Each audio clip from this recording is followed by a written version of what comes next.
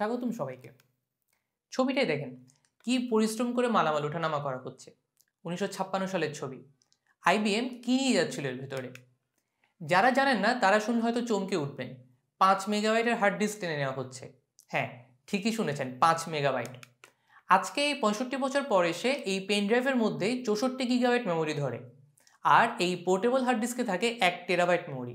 এসবের জন্য কোনো ক্রেন বা ট্রলি লাগে না, পকেটে নিয়ে ঘুরি আমরা। পকেটের কথায় যখন এলো, এই উদাহরণটা দিই। এই যন্ত্রের নাম ছিল সনি প্রেসম্যান। টেপ রেকর্ডার আর অডিও ক্যাসেটের কাজ করতো। 70-এর দশকে সনির চেয়ারম্যানে প্লেনে নিয়ে যাচ্ছিলেন এই প্রেসম্যান। ভারী ছিল বলে হাতে নিয়ে যেতে কষ্ট হচ্ছিল, পকেটেও রাখা যেত না সাইজের জন্য। তার ইনস্ট্রাকশনেই পকেটে নিয়ে ঘুরে গান শোনার জন্য বের হয়েছিল এই সনি ওয়াকম্যান। গানের জগতে রীতিমতো বিপ্লব আর হইচই নিয়ে দিয়েছিল এই ওয়াকম্যান। 20 বছর ওয়াকম্যান রাজত্ব করার পর 2001 সালে আসলো অ্যাপলের এই আইপড। আর এক দফা বিপ্লব হলো মিউজিক ইন্ডাস্ট্রিতে। আগের মতো ক্যাসেট পাল্টানো ঝক্কি নেই, একসাথে 1000 গান ধরে এখানে, কি বিশাল ব্যাপার ছিল। এরপর ধাপে ধাপে আইপডও নেই, এখন স্মার্টফোনের মাধ্যমে গান রাখা যায় অনেক। কেন আর একটা আলাদা ডিভাইস নিয়ে ঘুরবো আমরা? এখন আবার ক্লাউডের যুগ। মিউজিক স্ট্রিম করে শুনি আমরা স্পটিফাই বা সাউন্ড ক্লাউডে। মিউজিক ভিডিও স্ট্রিম করি ইউটিউব, ভিমিওতে। পিসি বা মোবাইলে স্টোরেজ খরচা করে গান রাখার প্রয়োজনীয়তা এখন প্রায় নাই বললেই চলে।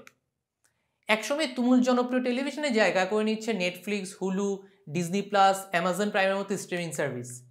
ভার্সিটি ক্যাম্পাসে গিয়ে বিক্রি করা হতো এনসাইক্লোপিডিয়া। ঘরে ঘরে একখানা এমন ঢাউস বই রাখাটাও ছিল ফ্যাশন। উইকিপিডিয়া আসার পর সেই বইয়ের এখন উইপোকার পেটে যাওয়ার দশা। আর সিধু যেটা হয়ে গুগল তো আছেই। প্রিন্ট কপি বইয়ের বদলে এসেছে ইবুক। আর বই পড়ার জন্য কিন্ডেলের মতো আলাদা ডিভাইসও বের হয়েছে। আর অনলাইন এডুকেশন তো আছে পাশাপাশি। চিঠির বদলে যোগাযোগের মাধ্যমে এখন মেসেঞ্জার, হোয়াটসঅ্যাপ, ইমো, ভাইবার। ছেলে দূর দেশে থাকলে আগে মাসে বা সপ্তাহে একবার কল আসতো মায়ের কাছে। এখন অনলাইনে ভিডিও কল হয় প্রায় প্রতি রাতে। দূরত্ব যতই হোক, কাছে থাকা এখন খুবই সম্ভব। ট্র্যাডিশনাল সিস্টেম থেকে ডিজিটাল কনভার্সন তো বললাম, আবার ডিজিটাল মিডিয়াও প্রতি 5 বছর পর চেঞ্জ হচ্ছে হুটহাট করে। স্মার্টফোন আর ইন্টারনেট পুরোদমে হাতে মুঠে আসার পর কত কিছু রিপ্লেস হয়ে গিয়েছে ভাবুন একবার। এক স্মার্টফোনই হাঁ করে গিলছে ফ্ল্যাশ লাইট, ঘড়ি, calendar, radio, alarm clock, calculator ইত্যাদি।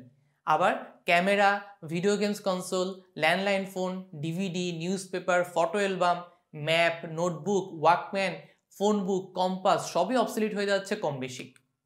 কলেজ লাইফে থাকতে গানের লিরিক্স লিখে লিখে 2টা খাতা ভরিয়ে ফেলেছিলাম। খাতা 2টা আছে এখনও, কিন্তু দেখলে হাসি আসে। এখন একটা গুগল সার্চ দিয়ে পুরো লিরিক্স পাওয়া যায়। কেউ আর হয়তো এখন এমন করে খাতায় লিরিক্স লিখে রাখে না। প্রিয় প্লেয়ারদের ছবি পেপার কাটিং করে জমাতাম, এখন হয়তো পিসি বা মোবাইলের ফোল্ডারে ডাউনলোড করে রাখে কিশোররা। 15 বছর আগেও কে ভেবেছিল নিজের একান্ত পার্সোনাল রুমে অন্য কাউকে থাকতে দিবি লোকজন, তাও রেগুলার বেসিসে।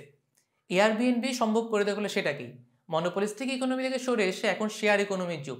শেয়ার ইকোনমি বলতে নিজের ট্যাঞ্জিবল এবং ইনট্যাঞ্জিবল প্রপার্টি আরেকজনের সাথে শেয়ার ব্যবহারকে বোঝায়। রাইড শেয়ারিং এবং কার শেয়ারিংয়ের জন্য উবার, পাঠাও, জোবাইক আছে, কোওয়ার্কিং স্পেস আছে এরকম। ইবে বা ক্রেগলিস্টের মতো প্ল্যাটফর্মে সেকেন্ড হ্যান্ড জিনিসই বিক্রি হয় বেশি। কিকস্টারের মতো ক্রাউড ফান্ডিং প্ল্যাটফর্ম আছে। অ্যাপার্টমেন্ট রেন্টিংয়ের জন্য এয়ারবিএনপির এক্সাম্পল দিলাম একটু আগে। সাথে আমাদের সব lifestyle are going digital. Grocery লাগবে, বাসা থেকে বসে অনলাইনে অর্ডার দিতে পারবেন। পেমেন্ট করতে হবে, তাও অনলাইনে বসে করতে পারবেন মোবাইল ব্যাংকিং দিয়ে। মোবাইল রিচার্জও করা যায় ঘরে বসে বিকাশ বা নগদের মতো অ্যাপ দিয়ে। দিনে দিনে আমাদেরকে ক্যাশ হ্যান্ডেল করতে হচ্ছে আরও কম। রেস্টুরেন্ট বা ক্লাউড কিচেনে কোনো খাবার অর্ডার দিতে পারবেন ফুড ডেলিভারি অ্যাপ দিয়ে। পিৎজা হাট, ডোমিনোস পিৎজার মতো বড় বড় রেস্টুরেন্ট নিজেরাই ডেলিভারি দেয় বাসায় গিয়ে। ব্যাংকিং এখন অনলাইনে। City bank, EBL, standard chartered সহ বড় বড় ব্যাংকগুলো আলাদা অ্যাপ চালু করেছে অনলাইন ব্যাংকিংয়ের জন্য। অফিসের ইম্পর্টেন্ট মিটিং বা বিদেশি কোনো ক্লায়েন্টের সাথে বাতচিত তাও করতে পারবেন জুম, স্কাইপ, গুগল মিটের মতো অ্যাপ দিয়ে। অফিসের ডকুমেন্টের কাজও গুগল ড্রাইভ, ওয়ান ড্রাইভ, ড্রপবক্সের মতো সার্ভিস দিয়ে এখন আরও সহজ। ক্লাসরুমও তো অনলাইনেই। এই প্যান্ডেমিকের মধ্যে স্কুল, কলেজ, ভার্সিটির একাডেমিক ক্লাস কিংবা কোচিং ক্লাস সবই তো হলো অনলাইনে। এবার আসে এন্টারটেনমেন্ট ইন্ডাস্ট্রিতে। মুভি, টিভি সিরিজ, মিউজিক সব এখন স্ট্রিমিং সার্ভিসে চলে আসছে। অনেক মুভি তো আজকাল সিনেমা হলে রিলিজ না দিয়ে এখন এইসব স্ট্রিমিং সার্ভিসে রিলিজ দেওয়া হয় আগে। ভিডিও গেমসের দোকান আলাদা ভিডিও প্লেয়ার কনসোলের জায়গা দখল করে নিচ্ছে মোবাইল গেমস। অন্য কারোর সাথে গেমস খেলতে চান লাইভ স্ট্রিমিং করে, টুইচের মতো প্ল্যাটফর্মে সম্ভব সেটাও। জব খুঁজতে চান, বিডি জবস, লিঙ্কডইনের জব হোস্টিং প্ল্যাটফর্ম তো আছে। অনেকে এখন ফেসবুক গ্রুপ বা পেজের মাধ্যমে সার্কুলার দিচ্ছে, আবার জব ইন্টারভিউ নেওয়া হচ্ছে অনলাইনে বসে। এই প্যান্ডেমিকের মধ্যে আমাদের অফিসে যেসব রিক্রুটমেন্ট হয়েছে সব বাসায় বসেই। ছকে বাঁধা জব না করে ফ্রিল্যান্সিং করতে চান, সেটাও সম্ভব ইন্টারনেটে বসেই। আপওয়ার্ক, ফিভারের মতো প্ল্যাটফর্ম দিয়ে নিজের স্বাধীনতা মোতাবেক ঘরে বসে কাজ করতে পারেন ভিন দেশের ক্লায়েন্টের সাথে। অনলাইন লার্নিং প্ল্যাটফর্মও জনপ্রিয় হচ্ছে আগের চেয়ে অনেক বেশি। অন্য এক্সাম্পল কেন, এই ভিডিওতে দেখছেন অনলাইন লার্নিং প্ল্যাটফর্মের কল্যাণে। অনলাইন শপিং এখন আগের যে কোনো সময়ের চেয়ে অনেক বেশি পপুলার। ফেসবুক ভিত্তিক অনেক ক্ষুদ্র উদ্যোগ তৈরি হয়েছেই, সাথে নামকরা ব্র্যান্ডগুলো জোর দিচ্ছে অনলাইন সেলসের উপর। আর কোনো প্রোডাক্ট কেনার আগে গুগল করে সেই প্রোডাক্টের রিভিউ যাচাই করতে চাই আমাদের। অনলাইনে অ্যাম্বুলেন্স সার্ভিস, ডাক্তারদের সাথে online appointment, telemedicine service, online pharmacy সবই ধীরে ধীরে গ্রহণযোগ্যতা পাচ্ছে আমাদের দেশে।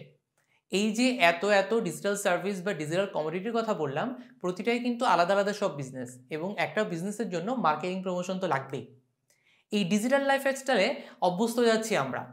এর মানে লোকজন আগের চেয়ে অনেক বেশি ডিজিটাল প্ল্যাটফর্মে সময় দিচ্ছে। তাই বিজনেস বা সেলস পারপাসে ডিজিটাল মার্কেটিংও ইম্পর্টেন্ট হয়ে যাচ্ছে দিনে দিনে। লোকজন যেখানে বেশি যাবে বা যেখানে বেশি সময় ব্যয় করবে, মার্কেটিংও তো সেখানে বেশি বেশি করতে হবে। এটাই সবচেয়ে সহজ কথা। তো এই ডিজিটাল মার্কেটিংয়ের মধ্যে কী কী বিষয় আছে?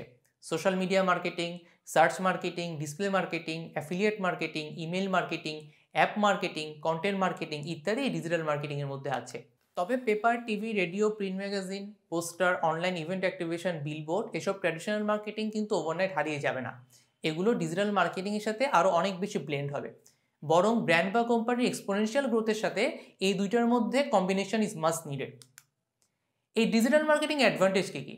এটার রেজাল্ট সহজে মেজার করা যায়, বেটার অডিয়েন্স টার্গেট করা যায়, এটা কস্ট ইফেক্টিভ, লোকজন ফিডব্যাক জানাতে পারে।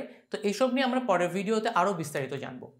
তবে ডিজিটাল লাইফস্টাইলের খারাপ দিকও আছে পাশাপাশি। যারা ব্ল্যাক মিরর বা সোশ্যাল ডিলেমার মতো টিভি সিরিজগুলো দেখেছেন তারাও বুঝতে পারবেন খুব সহজে। আর সামনে যদি এমন থিং দেখেন তাহলেও যেন খুব বেশি অবাক হবেন না। এই ডিজিটাল মিডিয়া চেঞ্জ হচ্ছে খুব ফাস্ট। লোকজনের অ্যাটেনশন স্প্যানও খুব কমে গিয়েছে, মাত্র 5 সেকেন্ড হয়তো। আবার ট্র্যাডিশনাল সেট রুলস এখানে খাটে না সবসময়। তাই ডিজিটাল মার্কেটিংয়ে সাকসেস পাওয়া বেশ কঠিনই বটে। But there is a big paradigm shift. কোম্পানিগুলো তাদের বাজেটের অলমোস্ট 20% এখন খরচ করছে ডিজিটাল মিডিয়াগুলোর জন্য, আর কোনো কোম্পানিতে আরও বেশি। ফিউচার ওয়ার্ল্ডে সার্ভাইভ করার জন্য প্রতিটি কোম্পানিকে অবশ্যই ভাবতে হবে অ্যাবাউট গোয়িং ডিজিটাল। প্রত্যেক বিজনেসকে ইভেনচুয়ালি অবশ্যই নিজেদের ট্রান্সফর্ম করতে হবে ভবিষ্যতে অপরচুনিটিগুলো গ্র্যাব করার জন্য। ডিজিটাল মিডিয়া এসে যেমন অনেক জব নিয়ে যাচ্ছে, পাশাপাশি নতুন নতুন জব ক্রিয়েটও হচ্ছে। Fax, camera, cyber cafe, DVD rental দোকান এসব বন্ধ হয়ে গেছে ঠিকই, কিন্তু চেঞ্জ হয়ে অন্য কোনো ডিজিটাল বিজনেস শুরু করেছে তারা নিশ্চয়ই। অর্থাৎ সামনে এন্ডলেস অপরচুনিটি, অনেক ইনোভেশন এবং ডিসরাপশন হবে সামনে। আপনাকেও প্রিপেয়ার থাকতে হবে এসব বিগ চেঞ্জের জন্য। তবে এই কথা মনে করিয়ে দিতে চাই, ডিজিটাল মার্কেটিংকে ট্র্যাডিশনাল মার্কেটিংয়ের সাথে একসাথে গাঁথতে হবে। ডিজিটাল মার্কেটিং আলাদা কোনো কুল ওয়ার্ড না, সবসময় যে আলাদা ডিপার্টমেন্ট করতে হবে এমনও না। এটাও দিন শেষে মার্কেটিংয়ের বেসিকগুলো এখানেও খাটে। বেশ কিছু ট্র্যাডিশনাল মার্কেটিং প্রিন্সিপাল ডিজিটাল মার্কেটিংয়ের জন্যও খাটে। সে সপ্তাহে জানতে হবে, এসব না জেনে ডিজিটাল মার্কেটিং করতে যাওয়া সাঁতার না জেনে পানিতে নেমে যাওয়ার মতোই। মনে রাখবেন, ডিজিটাল মার্কেটিং করে দিন শেষে আপনি মানুষের কাছে, অর্থাৎ আপনার টার্গেট কাস্টমারের কাছে পৌঁছাতে যাচ্ছেন। এই মানুষ বা এই কাস্টমাররা কিন্তু আগে ট্র্যাডিশনাল মার্কেটিংয়ের কাস্টমার। তাদের ডিসিশন মেকিং প্রসেস বা কনজিউমার বিহেভিয়ার সে একই। মানুষ বা কাস্টমারও তার পাল্টে যায়নি, তার পছন্দ অপছন্দ, চাওয়া পাওয়া সে একই রয়ে গিয়েছে, শুধু মার্কেটিং মিডিয়ামটা পাল্টেছে। তাই ব্র্যান্ড বা মার্কেটিংয়ের বেসিক না বুঝে শুধু ডিজিটাল প্ল্যাটফর্ম আর ডিজিটাল টুলস শিখলে কিন্তু হবে না। এই ডিজিটাল জমানার যুগে মার্কেটিংয়ের বেসিক জেনে বুঝেই ডিজিটাল মার্কেটিংয়ের পথ পাড়ি দিতে হবে। আর তাই এসব ফান্ডামেন্টালস নিয়ে সাজানো হয়েছে আমাদের কোর্স মডিউল। আপনাদের সাথে আছে আমি প্রিয়ম। আমার পরিচয়, আমি প্যাভিলিয়ন স্পোর্টস প্ল্যাটফর্মের কো-ফাউন্ডার এবং ম্যানেজিং ডিরেক্টর, এবং প্লেমেকার ডিজিটাল মার্কেটিং এজেন্সির হেড অফ অপারেশনস। বিগত 8 বছরের বিজনেস ডোমেইনে বা ডিজিটাল অ্যাটমসফিয়ারে থেকে আমার যেসব এক্সপিরিয়েন্স বা লার্নিং হয়েছে তা শেয়ার করবো আপনাদের সাথে, গল্প দিয়ে, বিভিন্ন উদাহরণ দিয়ে। So welcome you all in the world of digital marketing. Happy learning.